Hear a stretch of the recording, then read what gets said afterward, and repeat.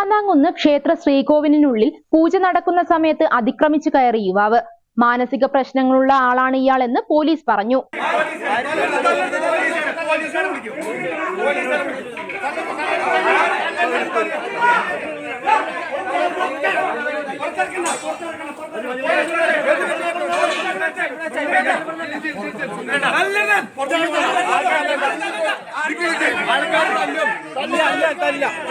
അങ്ങാടിപ്പുറം തിരുവാന്താംകുന്ന് ഭഗവതി ക്ഷേത്ര ശ്രീകോവിലിനുള്ളിലേക്കാണ് ഇയാൾ ആക്രമിച്ചു കയറിയത്.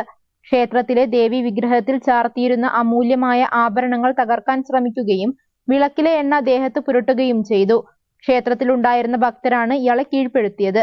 അങ്ങാടിപ്പുറം സ്വദേശിയായ രാജേഷ് എന്നയാളാണ് ഇയാളെന്നും മുൻപും സമാന രീതിയിലുള്ള ആക്രമണങ്ങൾ ഇയാൾ നടത്തിയിരുന്നതായാണ് പോലീസ് പറയുന്നത്. മാനസിക അസ്വാസ്ഥ്യങ്ങൾ കാണിച്ചിരുന്ന ഇയാൾ കഴിഞ്ഞ വർഷം ജൂബിലി ജംഗ്ഷനിൽ സഞ്ചരിച്ചിരുന്ന ബസ്സിന് മുമ്പിലേക്ക് ചാടിയ സംഭവം ഉണ്ടായിട്ടുണ്ട്. അന്ന് ഇയാൾ നിസാര പരിക്കുകളോടെ രക്ഷപ്പെടുകയായിരുന്നു.